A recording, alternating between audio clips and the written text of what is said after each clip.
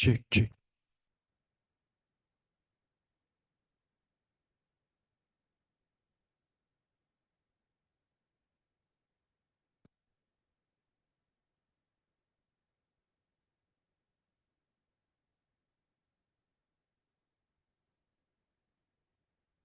Cek. Ya, tanyain dokter Nyoman dong, mulai. Tanyain dokter Nyoman.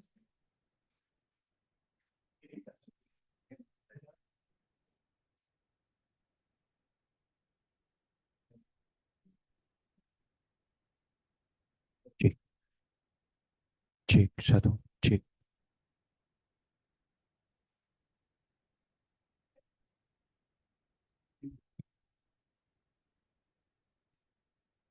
Om Swastiastu. Assalamualaikum warahmatullahi wabarakatuh. Shalom Namo Buddhaya. Peaceful greetings to us all. Good morning and warm regards to the Honorable Dr. I. Made Putra Suyantara Cardiologist Consultant, Prof. Salvatore di Somma, Dr. I. Nyoman Wiryawan Cardiologist Consultant, all supervisor and attendees of today's Sunday's lecture. On this special day, I, Sahitra, will be leading today's Sunday's lecture on the topic of biomarker in acute cardiovascular care for emergency situations, emphasis on acute coronary syndromes and acute heart failure patients. The opening of today's lecture will be marked by a welcome speech from the head of the cardiology program at the Faculty of Medicine, Udayana University, Dr. I. Made Putra Suyantara Cardiologist Consultant. To Dr. Putra Antara, the place is yours.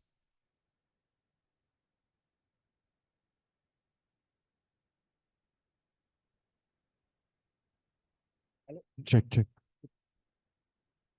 Yeah. Okay.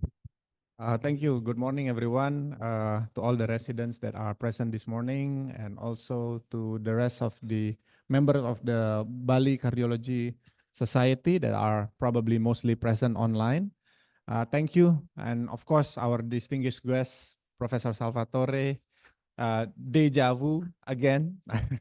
So please, I hope you don't get tired of getting our invitation, because it's always been a great pleasure to hear directly from you and based on your experience and knowledge to share and allocate your precious time for us here in Bali.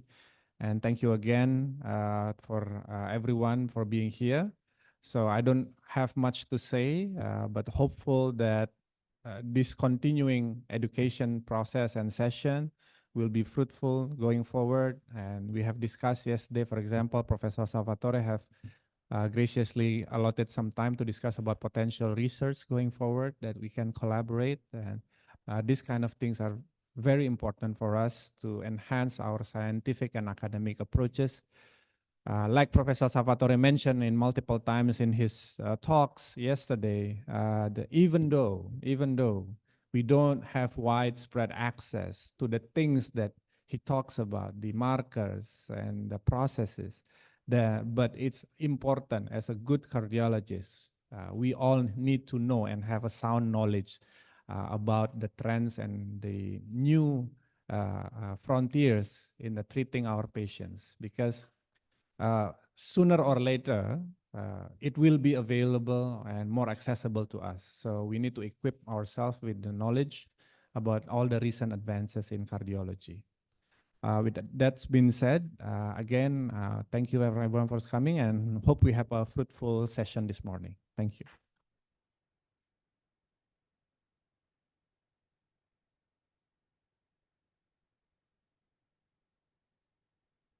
Yeah, thank you so much, Dr. Putra, and thank you again, everybody, to give me the opportunity to share with you my vision and my experience in the field of cardiology. And yes, I would like to remark what Dr. Putra just said about the fact that probably in this country, many of the things that I will talk about are not yet available, right? But I really agree that we should, especially for young residents, have the possibility to let you know there are some things that we do in our part of the world that are common and are based on the guidelines, right? So majority of the things that I will address are based on the guidelines point of view.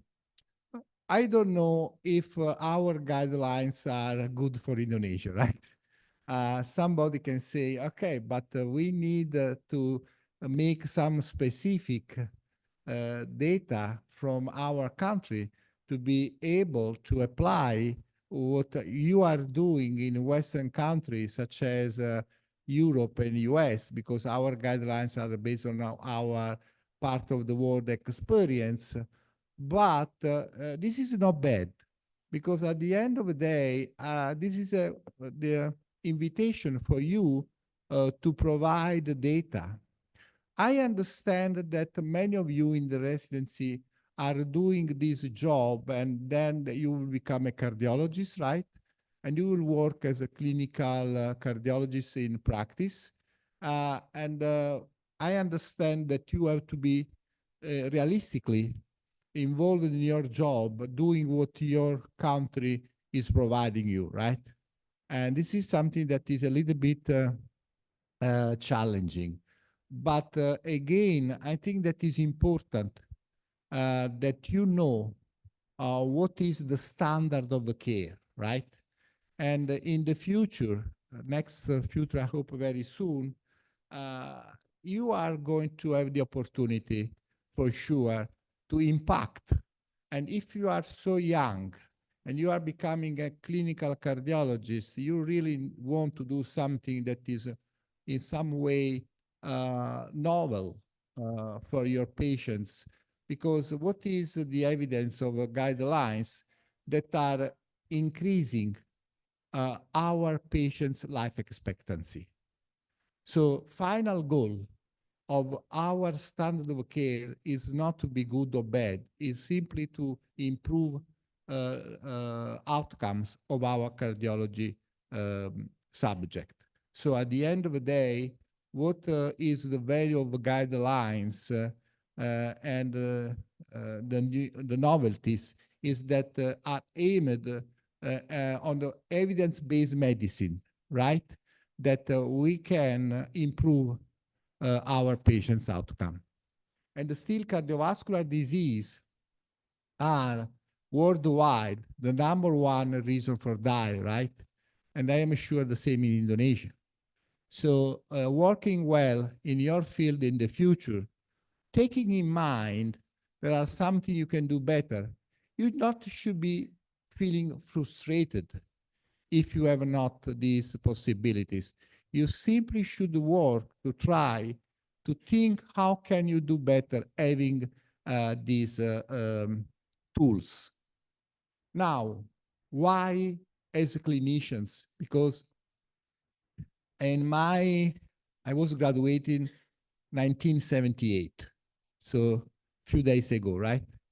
So, and since there, I was always still practice in the clinical field, but I was really devoted to do research, to study, not only because I was an academic, but my curiosity was a way to become, to try to understand what you can do better, right? So, and during my life, okay, my experience, I become familiar with a couple of things that have changed my life as a cardiologist. First thing was beta blocker. So when I was starting my job, 1978 as a clinician, but even 2 years before in the as a student program, you know, beta blockers were not a drug allowed either for hypertension or for heart failure, were contraindicated for heart failure. And then I was passionate by my mentors. So I become so interested in the novelty of that's something that I would like you to know, to be interested in novelties, right? How can I change my life? So then I start to interest and publish on beta blockers. And beta blockers were the first love, let's say, of my life. Second love arrived in the, in the late 90s with, no, before that with thrombolysis in the late 80s, but that was something that was not really my previous job. And then into interventional cardiology. But then the second love was a biomarkers, BMP, blind natriuretic peptide. I became aware of this biomarker, and I say, oh my God, this is something that is interesting. And I start to speak all the word, and you will see how it's important to be aware. And now last love is telemedicine. So I think there are so many opportunities for you to become in the field thinking differently. So why biomarkers? Why? There is a special reason. Let me tell you one story. Thank you, Newman. Let me tell you one story. In 1978, when I was becoming a doctor, and in 1982, when I became a cardiologist, I was working in ICU. And the reason why I was looking so many patients dying for cardiogenic shock, it was because we were not able to be, to diagnose acute coronary syndrome.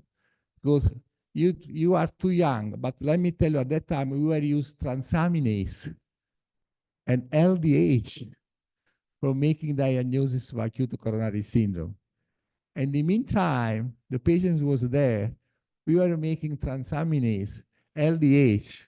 The patient was going cardiogenic shock. So, and then, can you imagine now, what does it mean? That laboratory testing were not specific and were not sensitive for making diagnosis, right?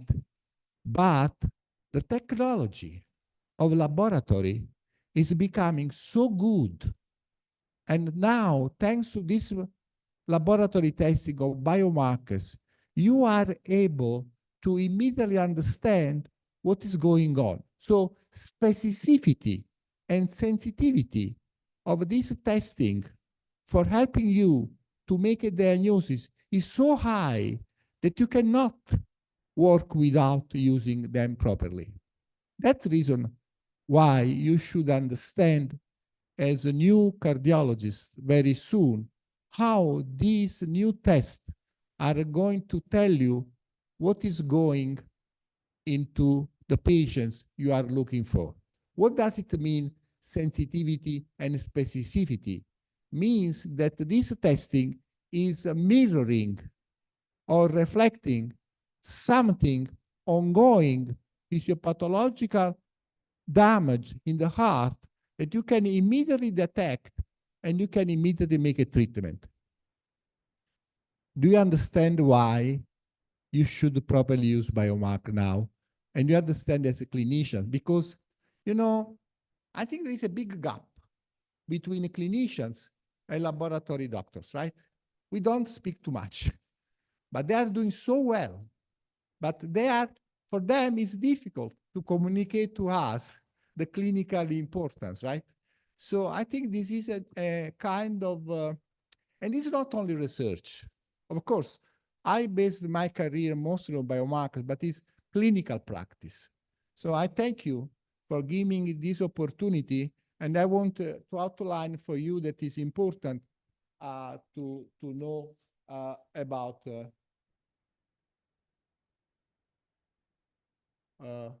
I don't know if there is this pointer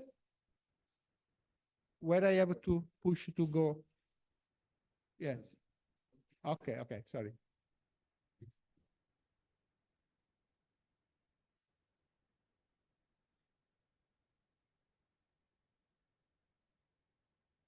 Okay. Can I go?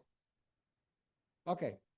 Now, no, too much. Yeah. So now, I don't know. Okay. I was just speaking with the director of your residency program, that I think it's important that scheduling a journal club for you to read the literature on some papers is important, even if you are not going to be able to find the results into the clinical practice. So what I do, I generally look some journal, every week I sit down, I took the most important journal and I see which are the most important papers, right? So this is a paper from Nature Medicine. Of course, you just want to read the important journal, right? So Nature Medicine published 2 years ago, actually, a very nice paper showing that all the people that were in contact with the COVID, without fever, without symptoms, just having COVID, has the highest possibility to develop cardiovascular disease. Why? Because COVID is a vasculature virus. So COVID was not a lung disease, was a vasculature disease. So many patients with COVID got the possibility to have heart failure and acute myocardial infarction. So this means that in the future, although we are doing very well in terms of treatment of cardiovascular disease, you have to do even better, because the number of patients that are you going to see for acute cardiovascular event, acute coronary syndrome, acute heart failure, stroke, are increased because of COVID. Okay? So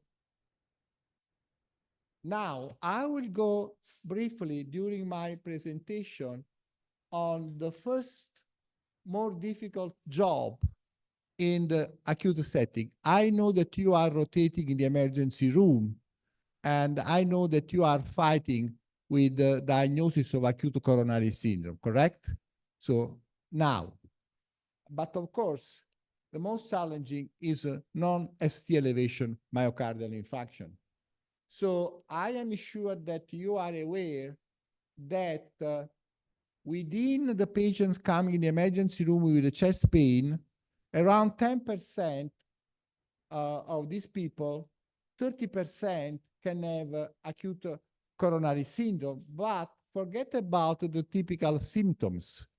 Because, for instance, you know that in diabetic patients, right, many patients have not chest pain, but they can have acute coronary syndrome with different symptoms. So symptoms are important for acute coronary syndrome, but are not the only way that you can detect. So when you are in your shift into the emergency room, your job is immediately to rule in acute coronary syndrome in the case presenting of a patient with a suspicion of chest pain for acute coronary syndrome, right? But your job is not only to immediately decide that this patient has to be bring to the cath lab or something like ICU admission, but to rule out. So rule out is important. The first thing to do when the patient is coming with suspicion of acute coronary syndrome is, of course, decide if he has acute coronary syndrome, but also to decide he has not, because it's good for the patients and for the doctor. You are saving time. So this means that the more fast and accurate you are able to detect acute coronary syndrome in emergency room as cardiology is going to be a big difference for the outcome of the patients, but also for the consequence of everybody. Now, chest pain is not only acute coronary syndrome. Patients coming with the chest pain can have myocarditis, acute heart failure, aortic valve stenosis, can have also aortic dissection. So chest pain is not only acute coronary syndrome. So this is important because it means that every kind of this disease are still severe, right? So you have done, this is a mistake many cardiologists, they do. They think all chest pain are acute coronary syndrome. Don't forget other important cardiac reasons or even pulmonary reasons, such as pulmonary embolism, right? Or aortic dissection again. So please make sure that your clinical judgment when you have a patient with a chest pain, it's not only related to check acute coronary syndrome, but other acute disease. Because I know I have experience, unfortunately, many patients die for aortic dissection because the cardiologist was just following to check the acute coronary syndrome. Okay? I'm sure you are good in that, but it's important always to remark some point. Now, let me tell you, I like always to tell about my data, because if you are not talking something you do, you are not convincing anyone, right? So this is a study that we did in many cardiology centers in Italy already some years ago. 5 years ago. We took around 7,000 patients around Italy coming in the emergency room with a chest pain. What we discovered is that the incidence of acute coronary syndrome, both non-STEMI and STEMI, is around 1 on 4. Okay? I understand that this kind of data are country depending, but in our country, if a patient coming in the emergency room with a chest pain, 1 over 4 has acute coronary syndrome. Okay? 25%. I don't know how much in this country, but probably interesting to know area by area. And what is important to know that the STEMI was a very low number, ST elevation. So because when you have ST elevation, you're done. But only 30% of acute coronary syndrome was because of ST elevation. The problem was that the majority, 70%, was having AKG not diagnostic. Is the same in your country? So it means that AKG is relevant, is important, but in 7 cases on 10 is not diagnostic. So now I have some problem with this. Okay. So these are guidelines 2023.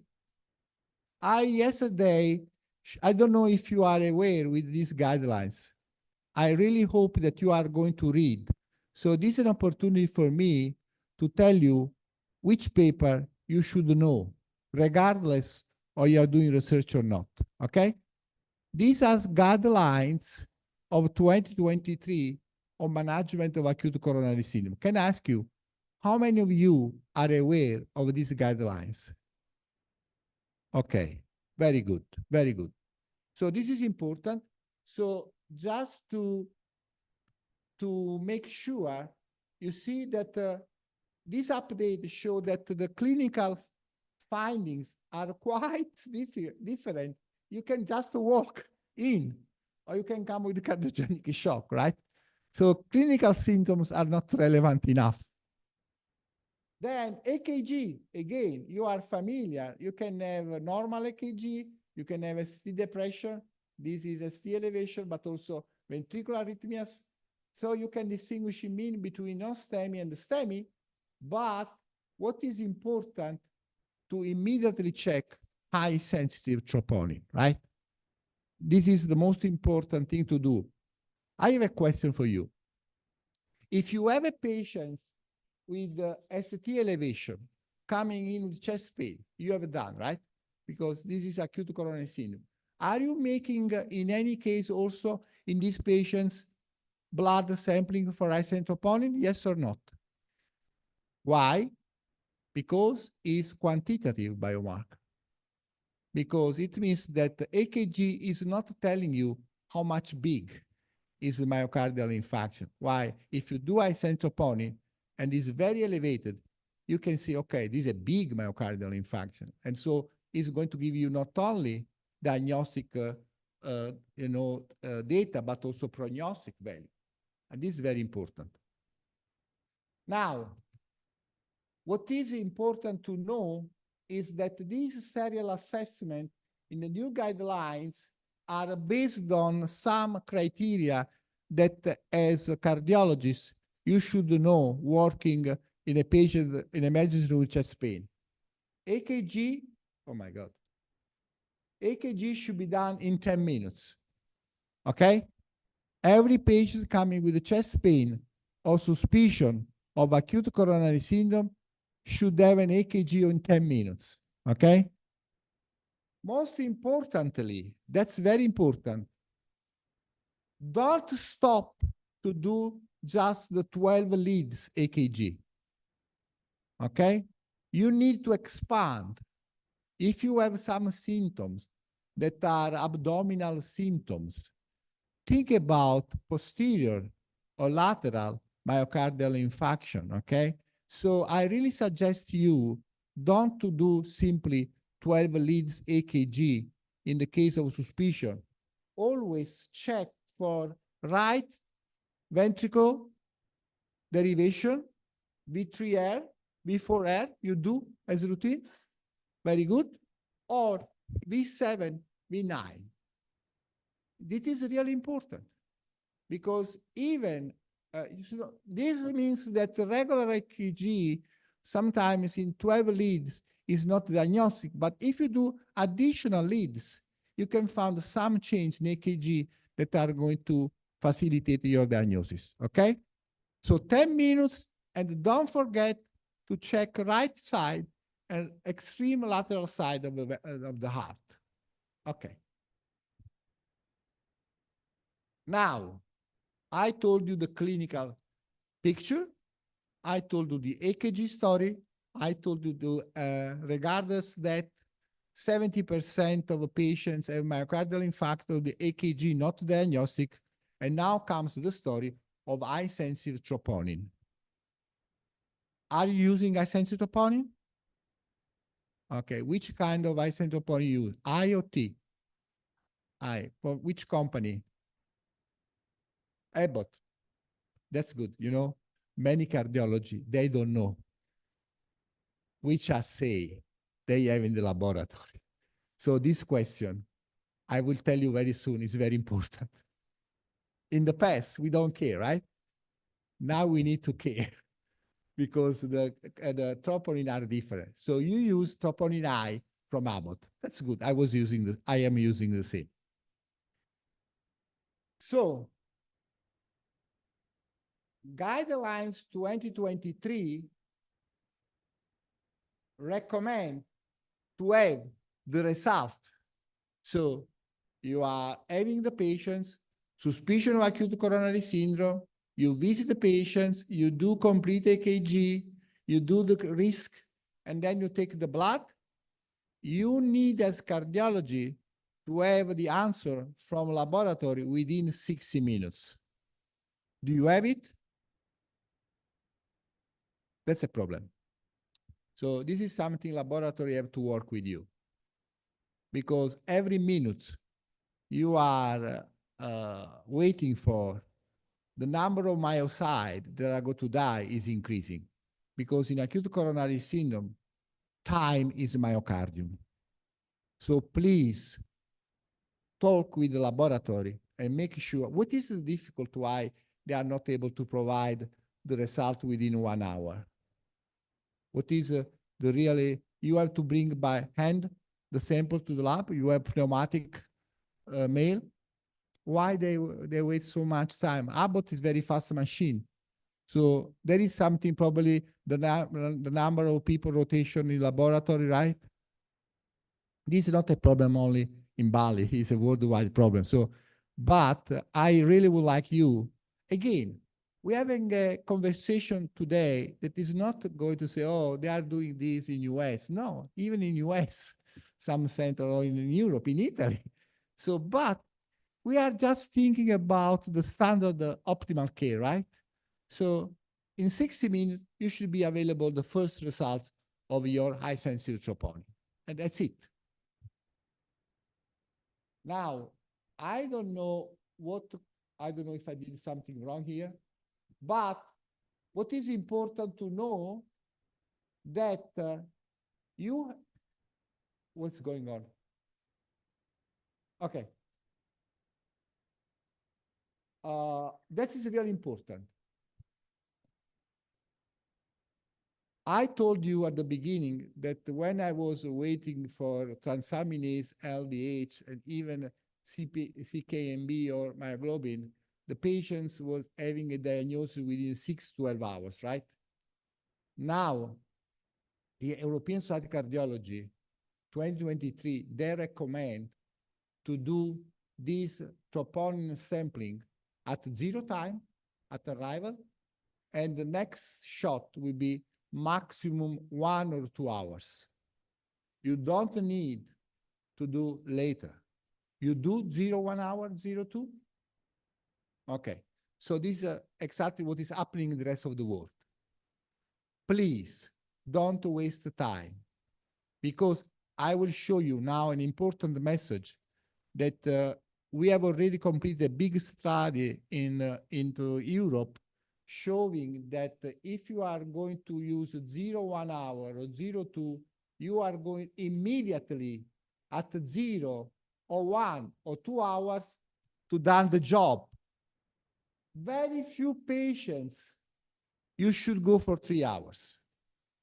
This is recommendation. Why?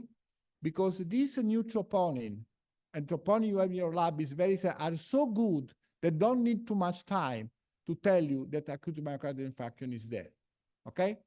So from tomorrow, think about to apply 0, 1 hour, 2, and I will tell you that on my personal experience, in 75% of the patients, you can do the job deciding rule out, rule in acute coronary syndrome using 1 or 2.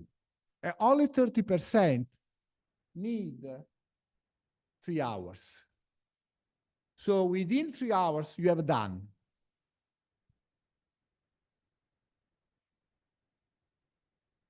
Because what is important, you want immediately, even in, of course, in STEMI, make revascularization, but also it is recommending to do an echocardiogram in order to see if there is any mechanical conflict. And also, are you going to give oxygen? So these things, I think you know.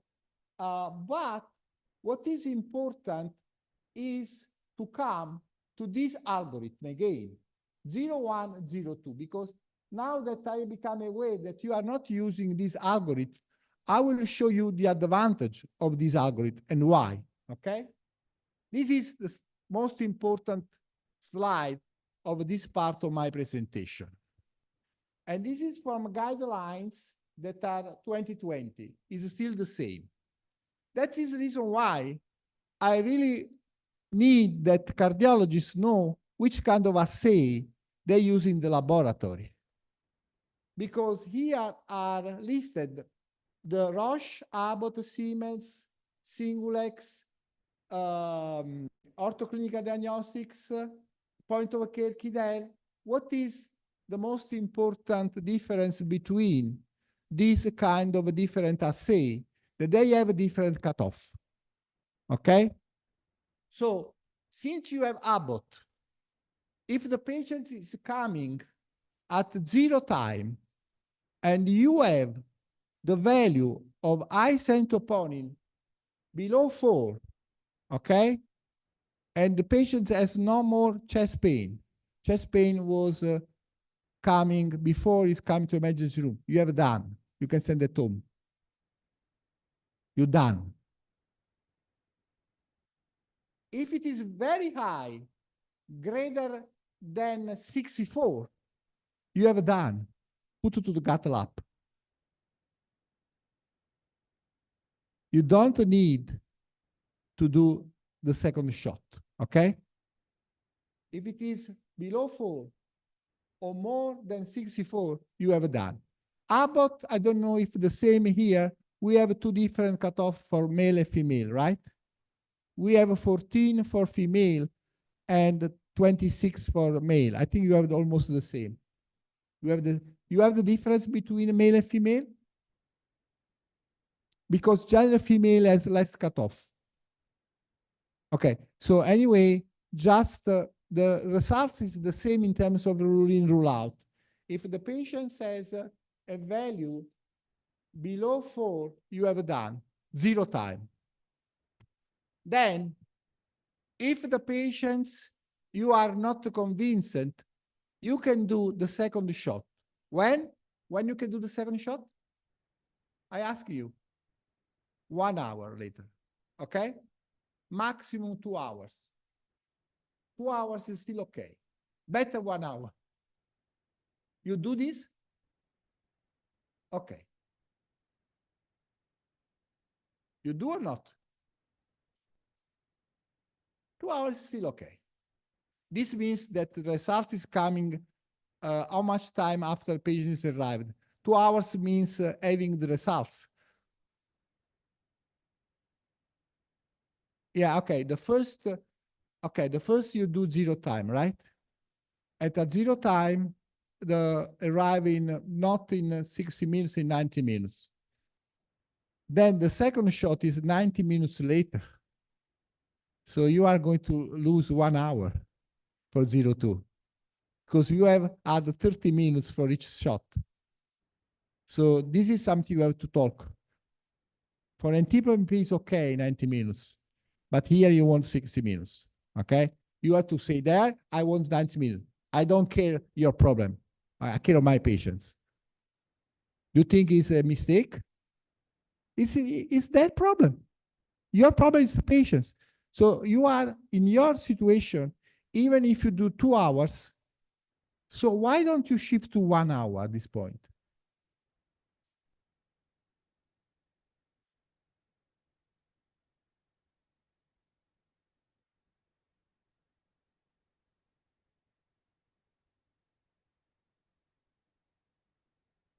I understand.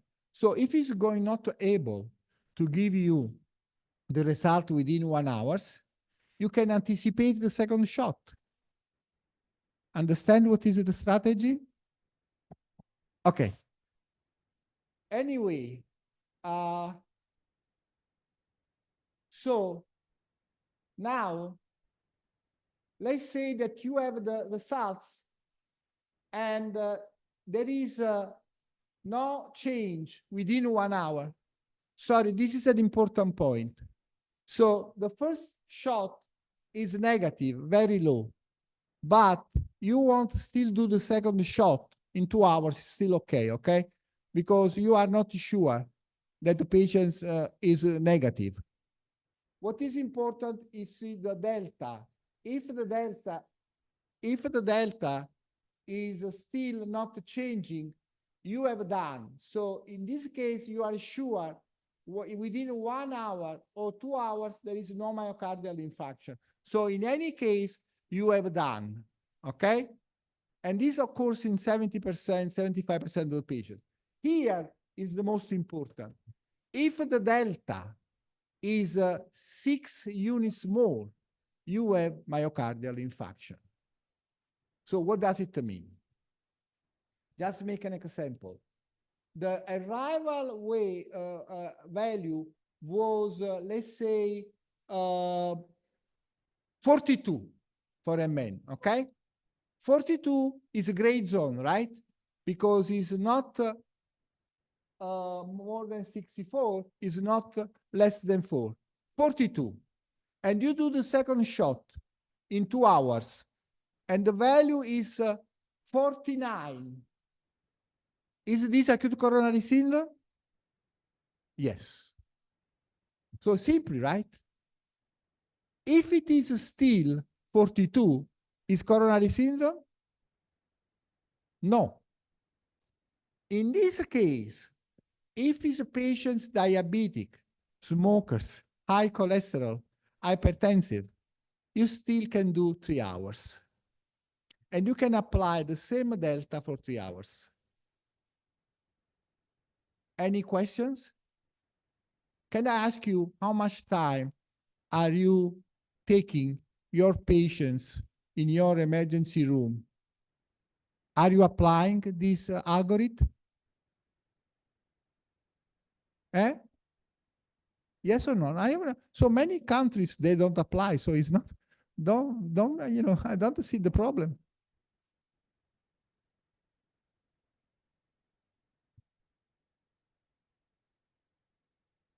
So I just want to recommend to use this algorithm 0-1, 0-2, and in few patients. But did you understand the importance of looking at this delta? Is it clear? So I don't want to see from now any patients waiting 6 hours in your emergency room. Makes no sense. I mean, probably some patients you can do 3 hours, right? Because there's some risk. But you need to do the job within 0, maximum 3 hours. Because there is no, why? What is the reason why you think that you can do this? Which is the difference between, this now, let's go on physiopathological mechanism. Which is the reason that makes high-sensitive troponin different to regular troponin? Which is the difference? High-sensitive troponin is very, very sensitive, okay? And even if there is a small damage into the coronary vessels, high-sensitive troponin immediately reflect the damage of myocyte. Does not need 6 hours like was the regular troponin. Do you understand the difference? So, and why high-sensitive troponin is so sensitive? What is the difference that detecting normal troponin to high-sensitive troponin? Which is the physiopathological main reason of myocyte to die? There are 2 ways myocyte to or myocyte cell death. Which are these 2 ways? Necrosis and apoptosis. Regular troponin is only able to detect necrosis. And necrosis means rupture of the membrane. And before the cell is going to break the membrane, can be already died by apoptosis. Apoptosis is myocyte cell death with membrane normal. So can you understand the big difference? Regular troponin can detect troponin in the blood only when the membrane is broken. It takes 6 hours. While isotroponin, even why detect, this was a fantastic picture. A friend of mine, Alan Wu from San Francisco, showed me many years ago. And he showed me a myocyte with apoptosis. Membrane was totally intact, but he had a bubble. And that bubble was releasing small amount of troponin. And isotroponin was able to detect that damage into the cell. So that is the reason why you don't need to wait 6 hours. Okay? This is European Society of Cardiology guidelines. I understand that are not applied still in the world, but you have the possibility having isotroponin high to apply this, and please follow that. Of course, there are some patients that you are a little bit concerned. We can discuss about that case, but the majority you can do 0.1, 0.2 hours, maximum 0.3. Okay? Because the most important value to apply for this algorithm is what I tell from the beginning. The higher negative predictive value is so sensitive that if it is negative, it's negative for sure. So the rule out is easier and faster. Did you catch the point? So now, in the case, this is another important question. Guidelines are now recommending, in the case of suspicion, don't do any more effort test. In the case of a patient that you are thinking that is not acute coronary syndrome because you have done isotroponin high, 0.1, 0.2, or 0 is negative, and you are sending it home, guidelines recommend not anymore to do effort test. They recommend TC scan. Okay? You can plan it, but not immediately.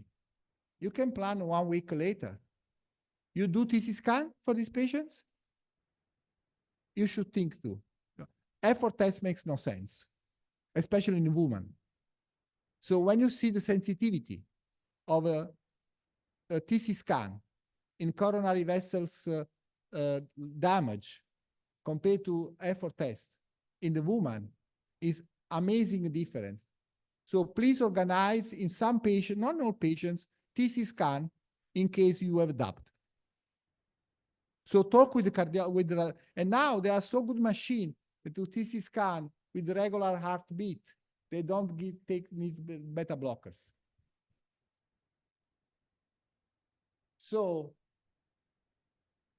what is important?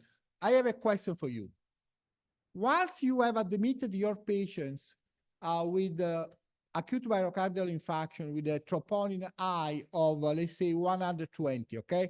And you send the patient to the cath lab, or you regularize you because not all non-STEMI patients need regular vascularization, right?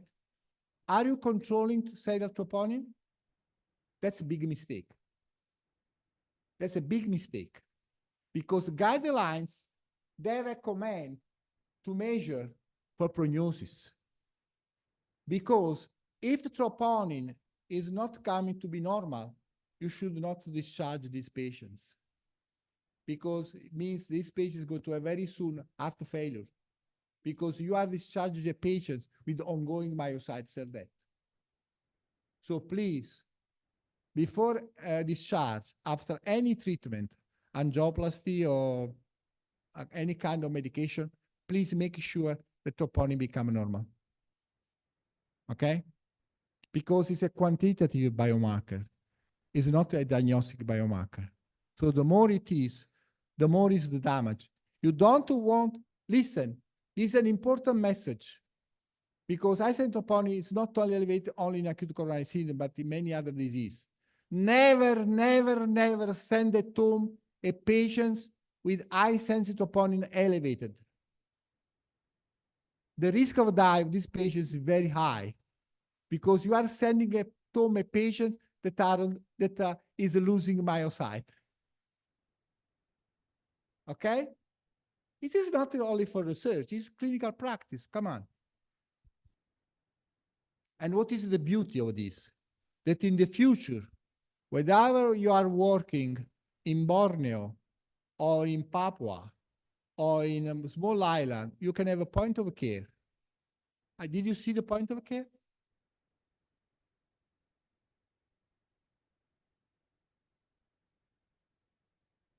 Here.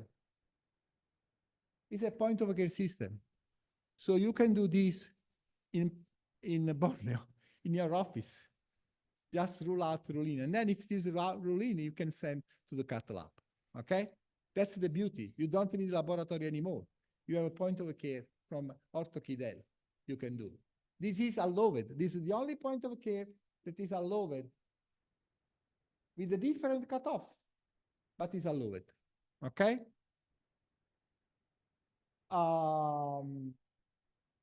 Now, I told you there are some other conditions out of myocardial infarction that are linked with the increased troponin. So you see the patients, you test troponin. The first shot is not diagnostic.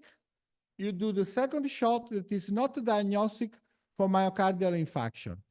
Are you sending the patients at home? Okay. This patient that was having 42, okay?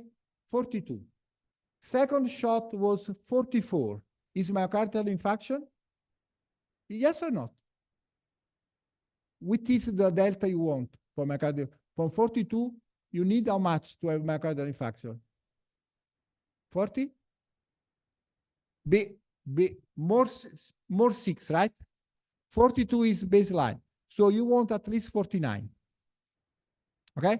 So the first shot was 42. The second shot is 42. You can send at home these patients. Why? Because as isotroponin. In this case, if troponin is still elevated, think about one of these diseases. Tachyarrhythmias, heart failure, hypertensive emergencies, myocarditis. So this means there are some other diagnoses that using isentroponin you can do. Is that clear? So you want either very low, either very high, but you also want some troponin message, because it means there is no acute myocardial infarction, but other disease. So it's going to be facilitating your job. Now, I have an important question for you. Do you think that in patients with the renal insufficiency, you can use isentroponin as the same concept? Absolutely, yes. You have to read the guidelines. You simply look at that. Until automated tools incorporate the effect of all four clinical variables: age, kidney function, time for chest pain, onset and sex are available, the use of the uniform cutoff concentration will remain the standard of care. So I don't want here anymore that the isentroponin is impacted by the kidney. You can use the same different delta with different adjustment. So patients, okay, make an example. Patients has a glomerular filtration rate of 30. You have elevated the value of isentroponin 68. What are you doing? You can do the second. But if the second is 6 more, it's myocardial infarction. It's not. So one simple question to remain. False positive high sensitive troponin does not exist. False positive high sensitive troponin does not exist.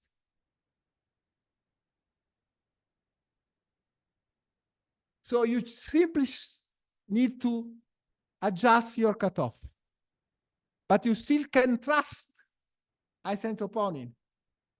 So don't, and you have many patients that you are losing because you think that is false positive. False positive isentroponin does not exist.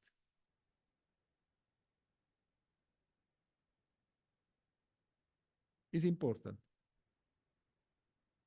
The only case that you can have isentroponin elevated, I published this paper with a group of people from Qatar, is that in case of trauma, brain trauma, you can have increase in troponin that is linked to the, but it's still coming from the heart. And please check in, it's not your job, it's emergency doctor job. In trauma, check isentroponin, because if there is isentroponin elevated, it's going to be severity of the trauma. So one question is that if you not have a good machine, you have to talk with laboratory people if they are checking for hemolysis or not, right? Because if there is automated mechanism, there is no hemolysis, but hemolysis should be a problem. Now, I won't tell you about the cost. This is a paper that I did with the Singapore group a couple of years ago, showing that I told you that you are, okay, one question. Do you think that in terms of timing to decision making, using isentroponin, you are reducing the time? Definitely, right? And reducing the time is reducing the cost? Definitely, right? And this is what I showed in this paper. So you in the STEMI is not making any effect, but in no STEMI, a rule out is making effect. So it's even saving a lot of, this is the calculation we did from our hospital in Rome, showing that isentroponin is reducing a lot of thousands of euros annually. So I don't want to take too much time on this. Yeah, I think that we are almost done for this. Again, I told you already that is a quantitative markers, right? So could we open a little bit of discussion just to have a bit break on acute coronary syndrome isentroponin? Do you think I gave you some of new information or something you were aware already? I don't know. Which are the new information that you think are going to take from this talk and that you are going to put in your clinical practice for tomorrow? Which are the novelties that you get today? Please tell me. So, okay, thank you. That is really important. But, my friend, thank you for that. But go to read the guidelines, okay? So when somebody talk to you, you say, hey, you have to read. This is written. So false positive does not exist. That's a good point. Which are the other information that you think you get today? Important compared to your clinical practice that are going to be modify a little bit your clinical practice. 0102, thank you. It's very important. 0102 is very important. And you think it's possible to do 0102? Okay, good, but it's important. So you already tell me two important things. False positive does not exist. 0102 because it's very high sensitive. So you have to insist.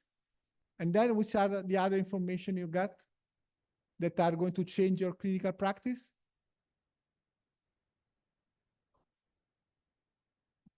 Regarding that, in our hospital, sometimes we get referrals from other hospital around Sangla.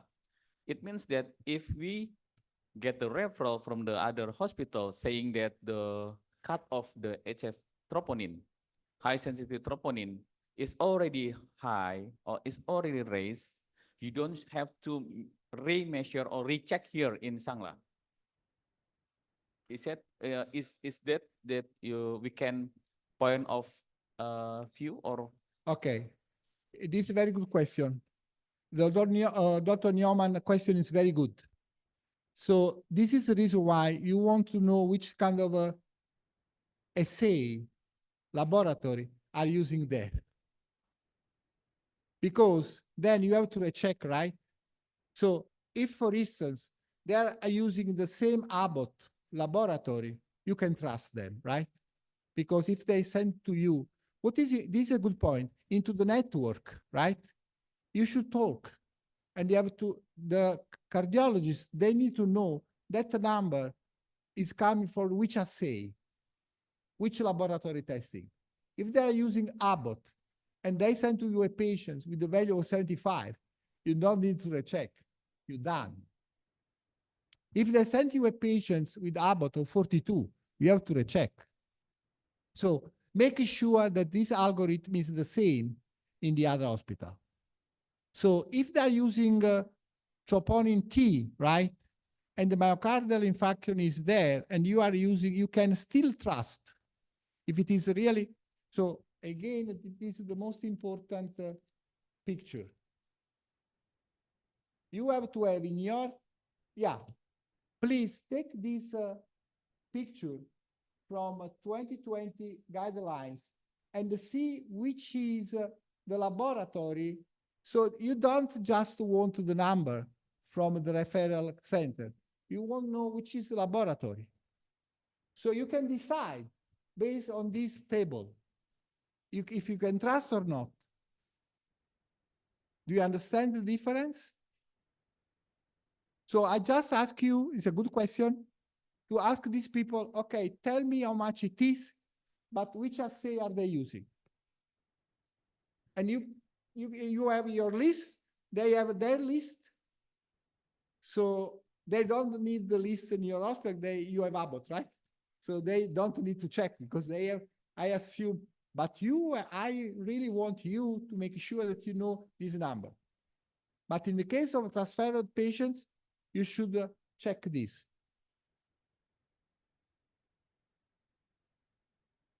Make sure they applied correctly the guidelines. I don't know if it is clear. Okay. So other question, so you get two good points. False positive does not exist. You can reduce the time of decision. What else?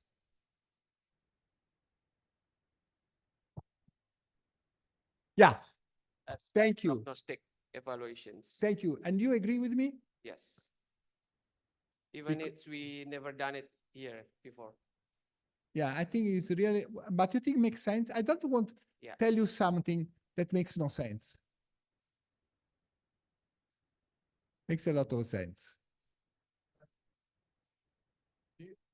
I don't think I've read anything about the actual number. Let's say the patient came in with non-STEMI, had a procedure done, and we check again on the day 3rd or 4th. What number are we using as reference? Were we comparing them to the initial first high sensitivity? The number that was you making decision on acute myocardial infarction.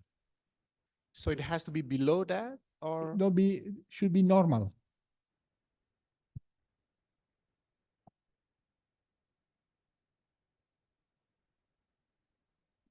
In your case, it should be less than 4. so because our common, yeah, you've mentioned that it is different than regular troponin, the mechanism and where did that troponin came from based on the cell membrane.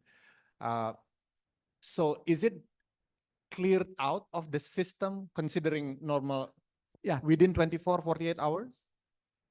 What is important to recheck before decision discharge? The day after makes no sense too much because you are going to make a balloon procedure, so there is some injury, right, remaining. But since it is so fast, it's going to be eliminated well, right? So in 24 hours, how much time you take the patients in your bed for treatment of angioplasty? How many days? 3 to 5 days. 3 to 5, right? Yeah. So day 5, if there is still isotroponin, don't discharge. Because in 5 days should be eliminated the reason. Because isotroponin is so fast in detecting, is detect only the ongoing myocytes. So the remaining damage is not checked. You know what I mean? Of course, the day after, but before discharge, make sure that you have normalized the value. So this is another important point. Of course, this is recommended as monitoring, but also, but let me tell you another information that you can get from monitoring. If after today there is an increase, what does it mean? That procedure was not successful. So there are a lot of information that you can get. So what is the final message? Isotroponin is the best biomarkers and never had provided because it's going to tell you so many information on ongoing myocyte cell death and also other disease. So I think that other questions from, do you think that from this lecture on isotroponin you should have some way to change your clinical practice from tomorrow? Of course, not depending on all of you. It seems you have to talk with the laboratory, right? And you have to talk with other people that, okay, should we move to acute heart failure? Okay. I think you already had many of these parts in my lecture yesterday, but let's just discuss about this. So I heard, please.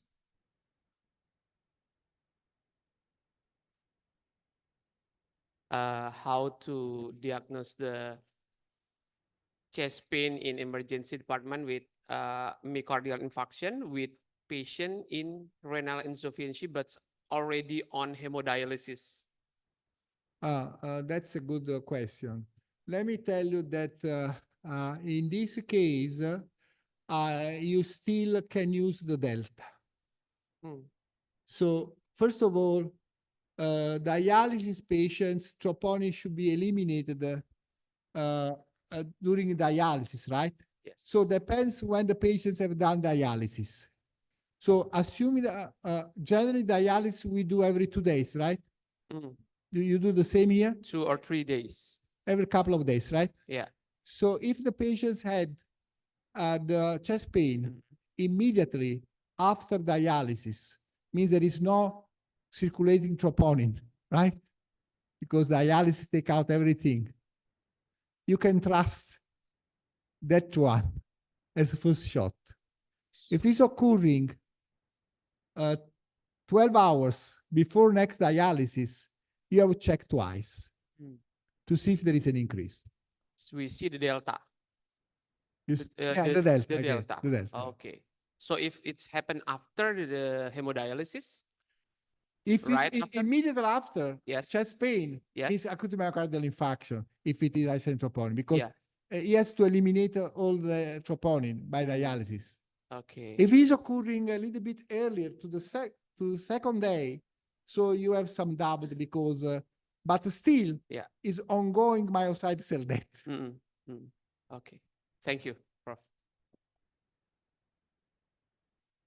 Okay, now, okay, let me understand. Yesterday, we discussed about the approach in the case of acute heart failure.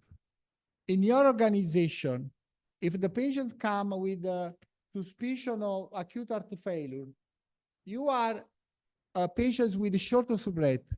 When are you going to go take care of these patients? Immediately? How can you decide, okay, these are patients with acute heart failure, it's my patients. How do you, because it seems that in your organization, when the patients come with the suspicion of acute heart failure, the cardiologist residents are going to take over. Is that correct? How can you decide that is acute heart failure? Clinically, of course. But from clinical point of view, there are many other diseases that can come with the shortness of breath that are not acute heart failure, right? So it's challenging. Does it happen that you are managing patients with pneumonia that are not acute heart failure? Can happen. I think pneumonia is better to take care of pneumologists, right? So if the patient is coming like this, is your job, right? So, okay, patients coming with shortness of breath. If it is this the case, I think you have the right to take care, right? This is by definition acute heart failure. The patients cannot breathe in supine position, or there is a lot of fluid overload. Do you see still these patients? Okay. In this case, you don't need anything, right? It's acute heart failure. What you do in this case? Chest pain, chest X-ray, correct? In how much time you get to check? So this is the patient you visit, right?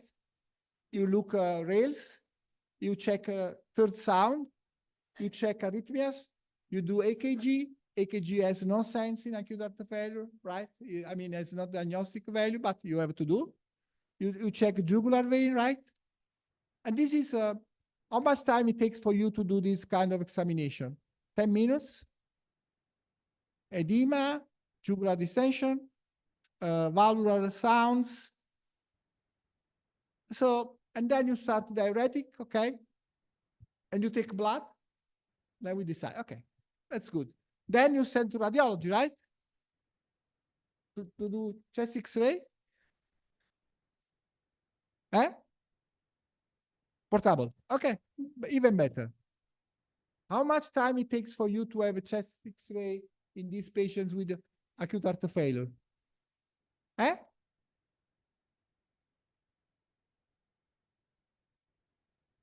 As soon as possible. As soon as possible. So you have not a radiology department? Okay. Okay. Depend on the. It's okay, still 1 hour. Anyway, you know, I don't care if it is 1 hour or 90 minutes. What is important, you confirm to me all these patients with acute heart failure, they have chest X-ray. They have?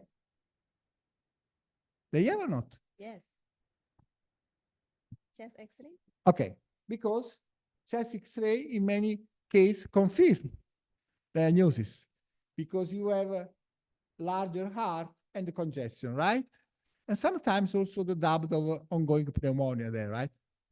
Anyway, 1 hour is still okay, even 2 hours. But what is important you do?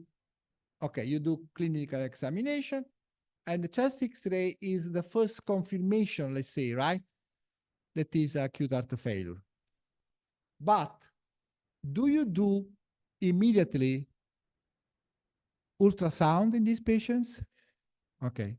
When you talk about ultrasound, do you do echocardiogram into the emergency room? Very good. In how much time? Huh?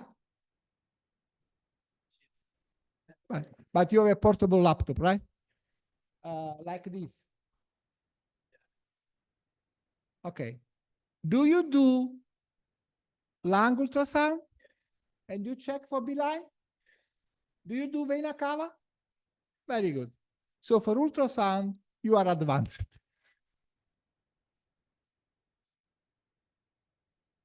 No. I mean, let me tell you that your organization is absolutely a very good level. It's nothing to do with, is not less than some international referral center.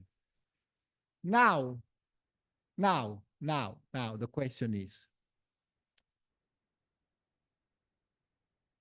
okay, for B-line and vena cava, you are looking for congestion and volume overload, right? It is important. That is somehow confirming the chest X-ray, somehow, but more specific. Why you do echocardiogram? What are you are making a diagnosis of heart failure by echocardiogram? You do echocardiogram for 3 reasons.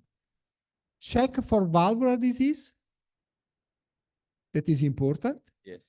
To check if it is any valvular reason of heart failure.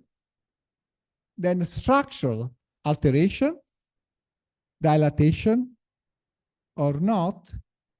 And I don't know, pericarditis, effusion, Yeah.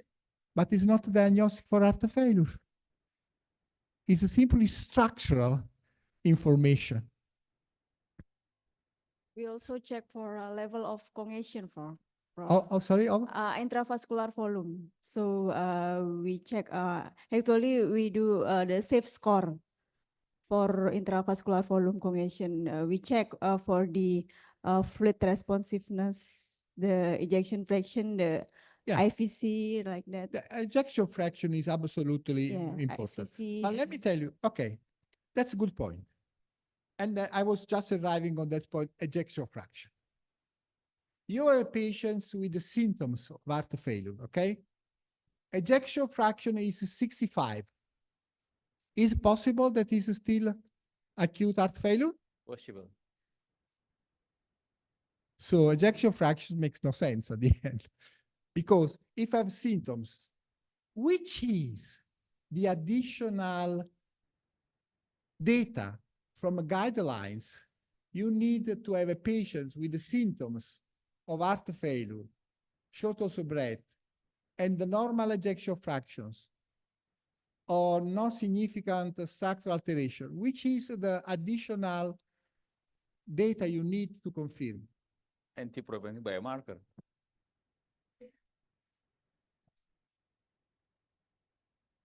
It's also good, but guidelines are recommending that in case of, if you have, I understand if you have dilated heart with ejection fraction of 30, is heart failure, right? But you can have a patient that have a chronic heart failure. So it's not a diagnostic tool. Give you informations, but you cannot stop with the echocardiogram and say, okay, this echocardiogram is diagnostic for heart failure.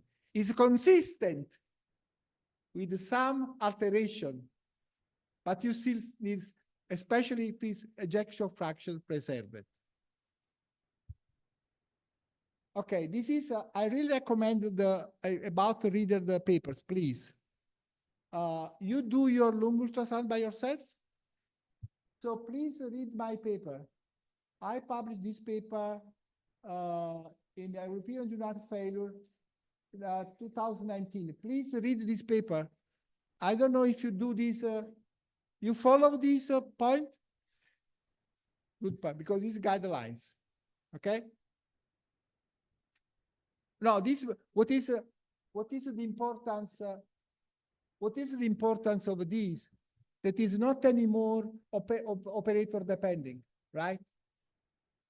You should really ask your resident to do and how much was there, and you can recheck the congestion, compare, okay?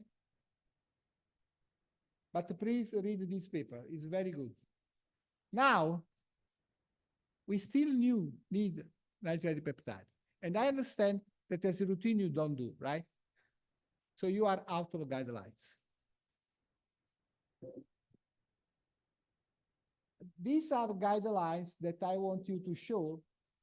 2021, these are my guidelines, 2021, where we went to European Cardiology and say, hey, you know what? You are not doing well for NT-proBNP data. So we corrected the European Society of Cardiology. This is the paper you have to read. Our association, Acute Cardiovascular Care, we say, you know what? These are not good guidelines for acute setting and NT-proBNP. So why? Because the guidelines were recommended cut off too low, more than 125 and more than 25 for NT-proBNP. We say, no, that's not true. We need higher. So in acute setting, you have to read our paper showing that the cutoff that you want to rule in is more than 100 picogram ml for BNP, more than 300 picogram for ml, and less than 120. This is the cutoff you want to use in the acute setting. Okay? So in that case, you want immediately, within 90 minutes, still okay, ask laboratory to give you the results on NT-proBNP, and if it is more than 300, acute heart failure is confirmed. If it is below 300, you're wrong. It's not acute heart failure, except one case. So in one case, NT-proBNP should be false negative, which is, so yes, false negative, which is the case. Body mass index greater 35. You have not so many patients in Indonesia. So in your case, this false negative is very low. You can do whatever you want, but you need to do this. And this is what I'm sure you know this guy, right? And myself and him, we wrote this paper in 2008. It took many years to arrive to NT-proBNP. We already say these things 2008. I think it would be also good to check procalcitonin. You do procalcitonin in the case of suspicion of pneumonia. So why you want also to use NT-proBNP that is confirming diagnosis, that especially for preserved ejection fraction, right? But you have to do in all cases, because if you want to follow guidelines, procalcitonin is important because here, if you have a patient with NT-proBNP around or BNP around 500 and procalcitonin elevated, you have pneumonia and acute heart failure. So you can give diuretics plus antibiotics. Here, that procalcitonin is normal, is below 0.5, and he has elevated NT-proBNP. What drug are you using? Diuretic. Are you using antibiotic? Why? Because it's increasing mortality. I am sure, worldwide, everybody In the case of acute heart failure, they do antibiotics and diuretics. And sometimes even corticosteroids. Because you know what? Better to do something more. That's very wrong. If you are using a drug that is not indicated by diagnosis, mortality is increased. And please take a look at this paper in European Heart Failure 2012, Alan, myself. We show that in this case, if you are using antibiotic, the patient's mortality is increasing a lot. So you can use these two biomarkers to decision-making for therapeutical implications. Is that clear? Now, about monitoring. This is a paper we published many years ago, actually, showing that after 24 hours, if you have your NT-proBNP of, let's say, 500, confirming acute heart failure, and your BNP is reduced 25% and is below 300, you can send it to from one day. So again, monitoring biomarkers is important. And this is also the same for NT-proBNP. Now, you are going to take this patient's control. When you discharge a patient with heart failure that I assume in this hospital, you are doing to send it home between 3-5 days? 3-5 days, okay? Are you going to ask this patient to come back? 1 week. So, and then after 1 week? Okay. What is the importance of having this charge? Oh, I did something wrong? Sorry, okay. So, look at this patient. Hospital admission was assuming NT-proBNP, elevated. Then, like I told you, before discharge, like for troponin, check again, okay? And you want a reduction of at least 25%. You know, anyway, you want a reduction. This is not really normalization because this is wet NT-proBNP. This is dry NT-proBNP. So this is mirroring volume overload that you are going to decreasing with diuretic. Okay? So this is confirming that you have a reduction. So it's not only a diagnostic tool, it's a therapeutical indication. Because if it is still 700, you still add the diuretic, no discharge. Then, this is the discharge value. 1 month later, you check again, it's 380. What does it mean? It's stable. It's 646, more than 500. Patient has no symptoms. It's getting very well. What does mean this relapse of NT-proBNP? What is mirroring? So at discharge was 500. Now it's 650. The patient is stable. No rails. No jugular distension. Everything is okay. No dyspnea. What is, why this NT-proBNP is elevated? What do you think? What's going on? Right. Beginning of volume overload that you cannot clinically detect. And using a point of care in your office, you can detect that. You don't need to send. So this is the beauty of a point of care in your ambulatory. These patients need to change the treatment, probably add SGL2 inhibitor or something like that, or adjust beta blocker, or adjust diuretic. So, what about, sorry, caveats? Yeah, in this case, you can have a false data. Renal insufficiency is a reason why NT-proBNP was elevated but was not really mirroring positive. Atrial fibrillation and obesity. But I have good news. Still does not exist false positive and false negative. Eliana, do me a favor. Find a paper from Anthony Baez from Barcelona, published a couple of weeks ago. It gave us the corrections value, like they did for European cardiology troponin of NT-proBNP and BNP for the case of renal insufficiency, atrial fibrillation, and obesity. I really hope that Eliana and you can make a journal club. Did you find that paper? Is European Society of Cardiology or European Journal Heart Failure? No, European Journal Heart Failure. Anthony de Baez, Barcelona. NT-proBNP. So it's a way that he said, no, it's not false. You just need to adjust a different cutoff.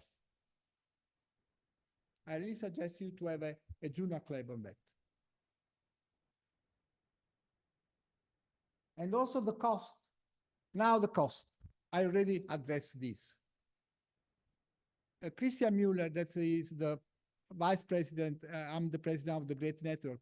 He published a fantastic paper, New England Journal of Medicine 20 years ago, showing that one test is going to reduce a lot of length of weight and decision. Anthony de Baez from Barcelona. Baez, Anthony Baez. You find it? B-E-I-Y-S, Baez.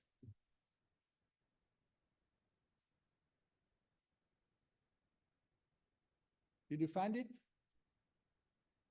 Otherwise, I can provide to you, no worry. So let's discuss about NT-proBNP. I became aware last night that you are not going to, as a routine, do NT-proBNP. And this, I understand that you cannot make pushing because of the cost, right? And time is relative because different from troponin, you can have this in 2 hours. Oh my God. And also the cost is increasing because you go to Jakarta, right? The NT-proBNP has to run, take the fly. So it's to pay the cost of the fly, right? Crazy. So you have to talk with your laboratory. Because we realize they have the machine. No, they have a Roche machine, right?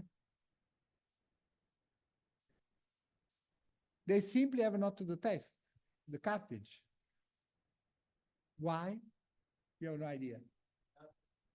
Also, while I'm talking with Professor Wiradi, we said that we have no referral. The microbiology or the laboratorium have no referral from our department or other department to check the NT-proBNP. But the problem is not regarding the no referral, but we cannot checklist the list of NT-proBNP in the form of online laboratorium in our hospital. And I also that So she just aware. it's an administrative issue, right? Yes. How do we overcome it? I hope so because the director of medical services said that the laboratorium should push. He encouraged to push the laboratorium to get advanced laboratorium check. Anyway, I think that at the end of the day, I think that you want NT-proBNP for 3 reasons. First of all, to confirm your diagnosis, right? Especially in the case of normal ejection fraction, correct? So you really need, actually, you are making a diagnosis of a disease that should be challenging. Let me tell you one story. In 2012, our administrative regional committee, because I was having you know, in my hospital, I was having the major case of acute heart failure, and heart failure was the best DRG, 4,000 euros for each patient. So since I was producing so much money, the regional committee asked me to provide all the case one by one, okay? Where I make a final diagnosis of heart failure. And I get 4,000 euros for each one, right? They check one by one. They were count 1 year. I treated 1,000 patients and what they checking is say, oh, professor, you're right. You use in all patients NT-proBNP for diagnosis. We cannot challenge you. They paid me. They were looking for NT-proBNP because for them, having not NT-proBNP was not the right diagnosis. So something you should discuss, okay? Because I am sure you are very good clinicians, but I show you that you need, and also you need to control during treatment, to discharge, and after discharge, to follow the patients. I understand this is an issue because you know that all the papers, all the trials that I presented yesterday on SGLT2 inhibitor, the liver or DAPA-HF, were based on NT-proBNP diagnosis.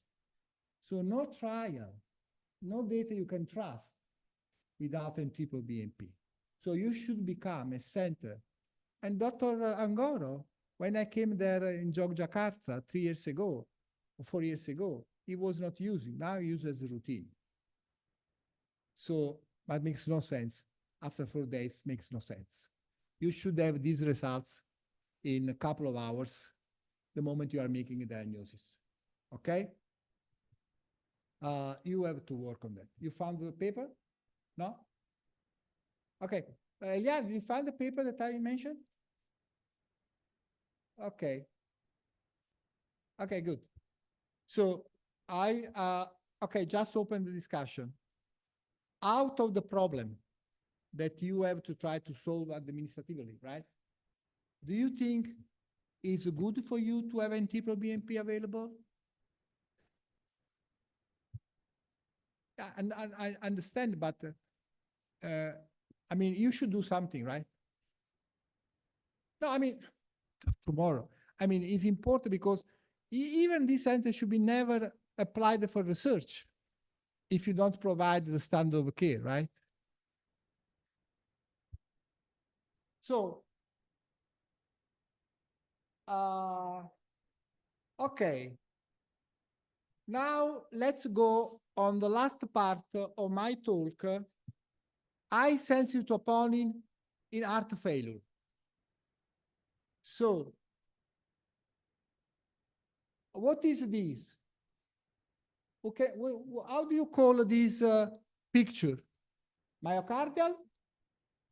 Myocardial? What is this? What is this? This is a biopsy. I did this biopsy in a woman with Becker carriers, okay? This is a normal heart. Why is a normal heart? What do you recognize here?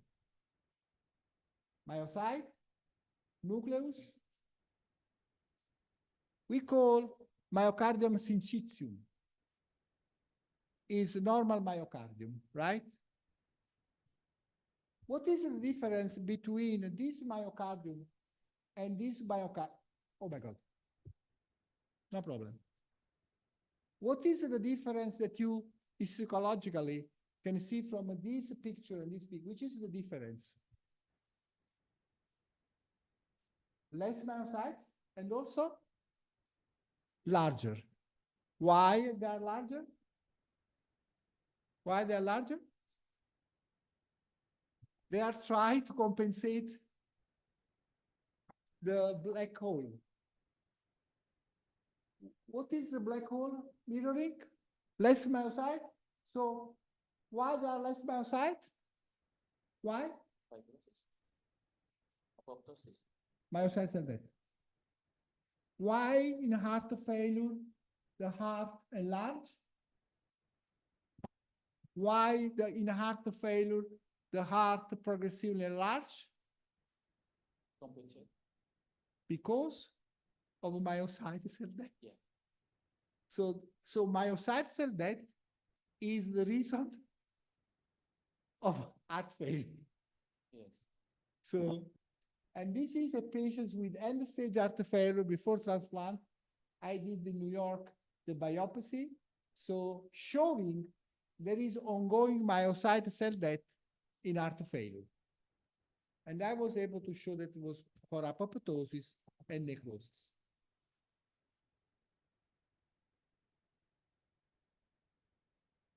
What is this?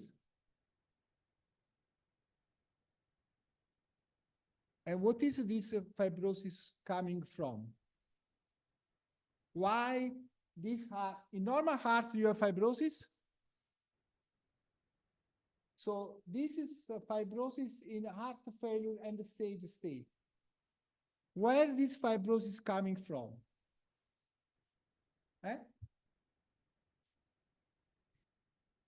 Right, to replace necrosis. Why? Because myocytes cannot regenerate. Only fibroblasts can regenerate. So that's the problem. So it seems from these two pictures that myocyte cell death is an important component of heart failure, right? Is an ongoing physiopathological mechanism. Do you have any biomarker that can measure myocyte cell death?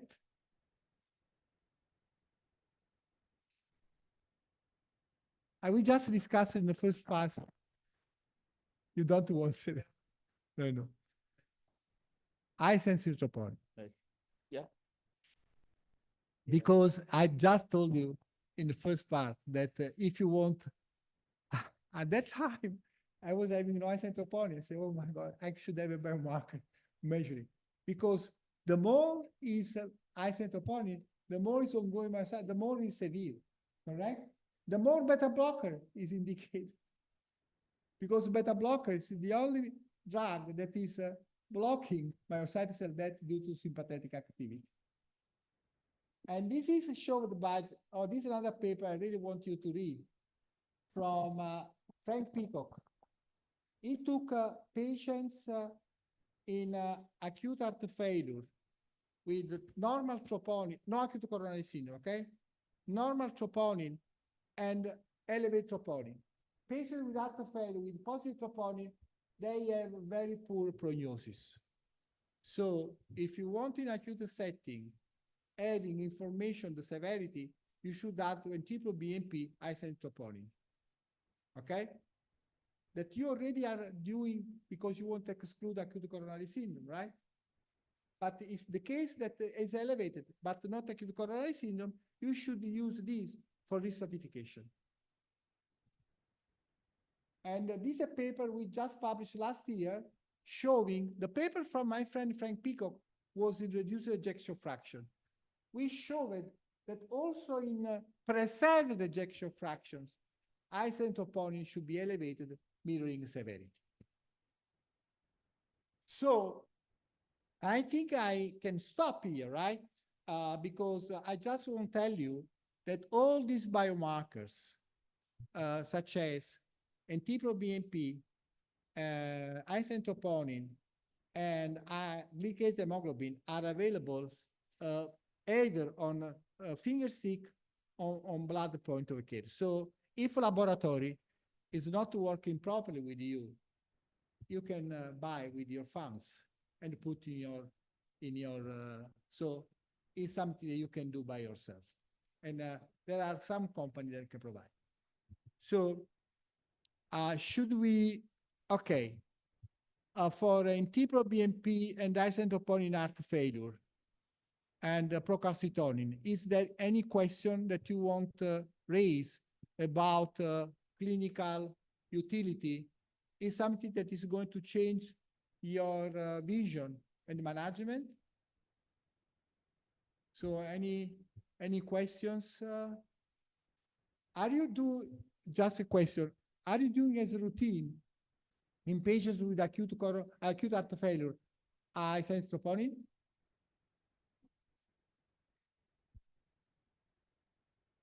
We truly differentiate if we know that the patient is acute heart failure patient, and we would like to differentiate, is this true not the etiology of acute coronary syndrome, but it's through the acute heart failure with the myocyte cell death is ongoing. Okay, so this is an important question. First of all, in all patients that you are looking and evaluating for acute heart failure based on a clinical scenario, based on echocardiogram, based on clinical findings, you have to do as guidelines recommendation all patients also high sensitive troponin test. Why? Because you have to exclude the acute coronary syndrome as a reason of acute heart failure. So you can have, especially in diabetic patients, a patient without chest pain, but with acute heart failure. And the reason of this acute heart failure is acute myocardial infarction, pneumonia. You understand? You have, but this is not is guidelines. All patients with acute heart failure should be evaluated for the reason of acute heart failure. And in many cases, the reason is acute coronary syndrome.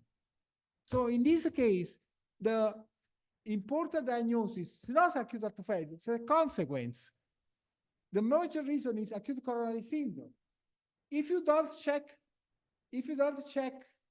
high sensitive troponin, how you can distinguish? So in all patients with acute heart failure, you should check high sensitive troponin. In the same way that I proposed at the beginning, 01, 02. So if it is very elevated, more than 64, it's not acute heart failure, it's acute coronary syndrome going to acute heart failure because of occlusion of coronary. That's one reason.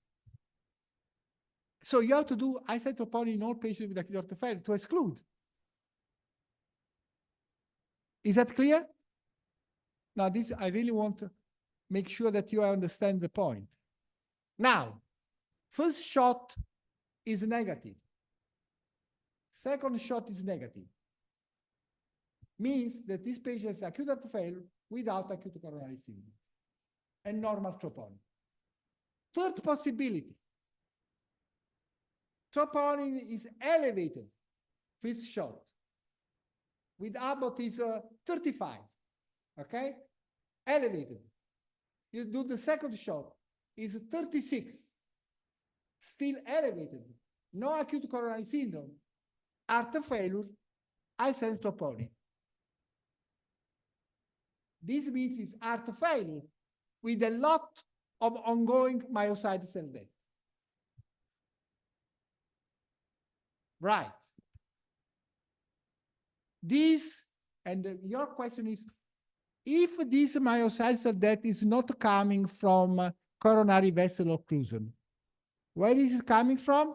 Stretch, intraventricular distension, and the pressure. Myocyte can die not only because the flow is not coming, because the pressure is stretching, is broken, the membrane, Laplace law. Is this fascinating? Yeah. And this is the reason why you really want to check in all patients NT-proBNP and high sensitive troponin and acute heart failure. And this is recommended by guidelines. You understand now that you need the laboratory support for improve your job. And that's the reason why, and of course, there is no biomarkers that can replace your clinical ability, right? The first biomarkers is your clinical ability. So before any biomarkers request, make your clinical ability to visit the patients properly, to check. But then if you are adding these biomarkers like isotopic and TPO-BNP in acute heart failure patients and also in acute coronary syndrome, is going to be really of value. I think that with that, I was trying to really encourage this center to go a step forward, to utilize more. And then, you know what?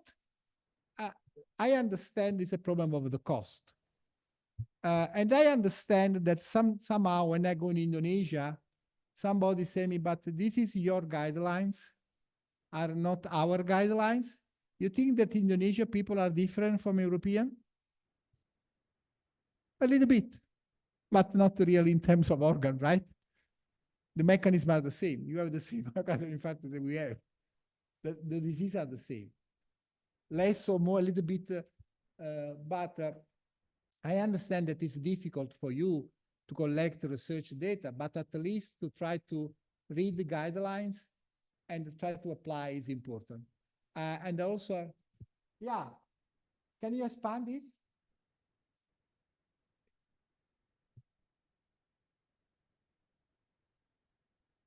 Yeah, good. Can you go through? This, I mean, Dr. Putra, this is a paper I really would like you to go. I am not biased, I am not one author of this paper, okay? So, but it's a very good paper, just published. Practical algorithm for early diagnosis of heart failure and heart. This is a possibility for you. Don't make the mistake we did, because you have an updated way how to use anti-BNP. So this is an opportunity, okay? Clinical consequence is an association heart failure in aerobic cycle. Go down, down, down, down, down, down, down, down, down, down. Okay, stop here. So what is the beauty? Now you have the advantage to don't do the mistake that I have done for 20 years. Because now this group is telling you that if you are going to check NT-proBNP in the emergency room, the cutoff are different. Look, if you have a patient in the emergency room with a suspicion of acute heart failure, NT-proBNP, thank you. A little bit more? Okay. If you have a patient with suspicion of, okay, even better, even better, even better. So you have a patient with shortness of breath. You do the clinical history, physical examination, chest X-ray, and EKG. And at this point you do, right? Next, check wet NT-proBNP. So it means wet if it is volume overload. If NT-proBNP is less than 300, heart failure very unlikely.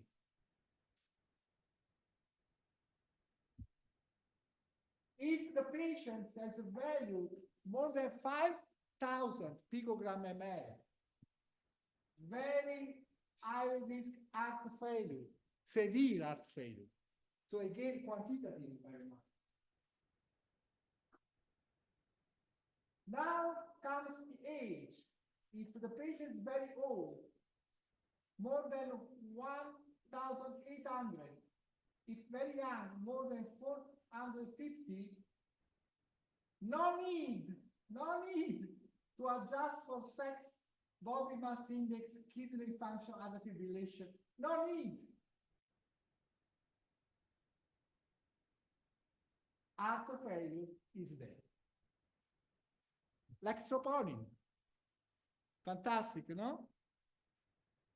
If you have a gray zone, something that you, but the gray zone is very small, between 300 and 400. Then gray zone means you cannot use the value. But this is really something that I did a lot of mistakes because I not was using this cutoff in the past. I mean, you can do better. Scroll down and scroll the next. No, just the next picture. Here, stop here. Now, in a GP clinic, out of for you in the future that will work in Borneo or other part remote of Indonesia, in a remote island, you have a point of care. You have a patient with a shortness of breath. Please zoom this.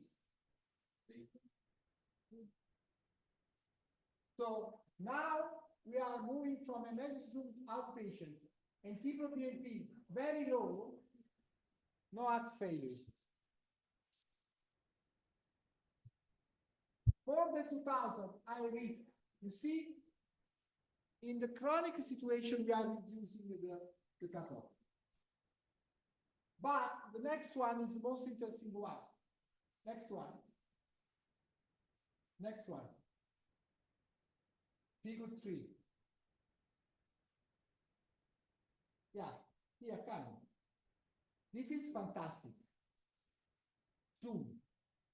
Heart stress. Diabetic patients. No symptoms. They can have heart failure.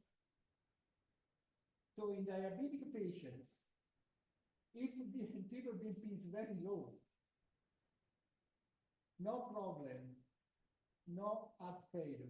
If it is a little bit elevated, diabetic patient, there is heart failure. Next one. The other side of the, yeah. Yeah.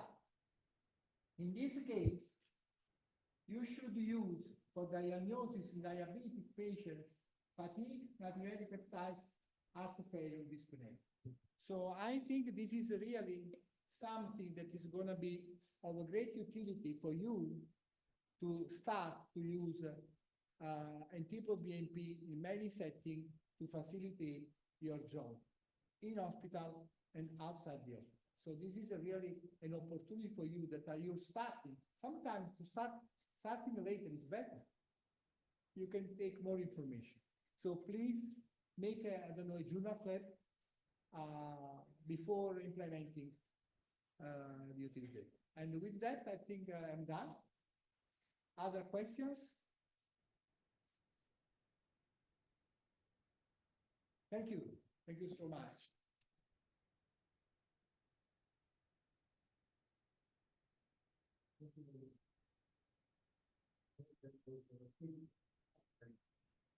Oh, thank you.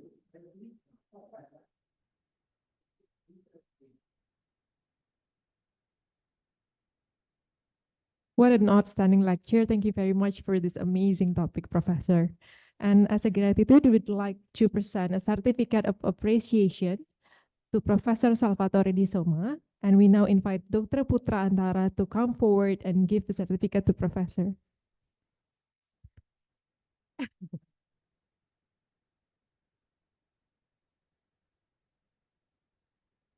Yang foto jangan lupa.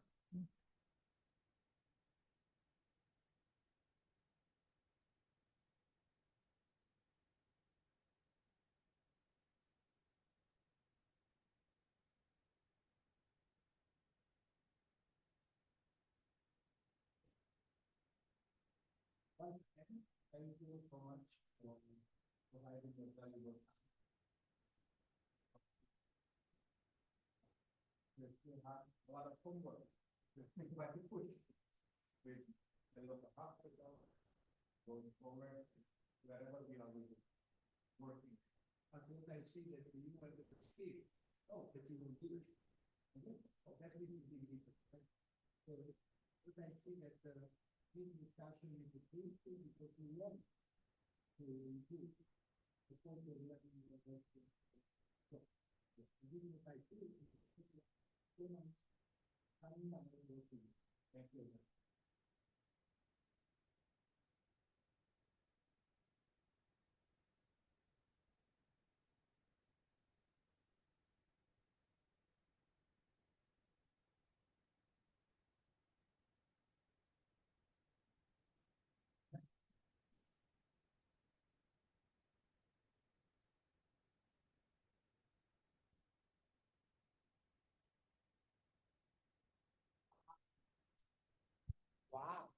this a complete Start, bring to your tailor. right. Next year. I will take this one, right? Oh my God.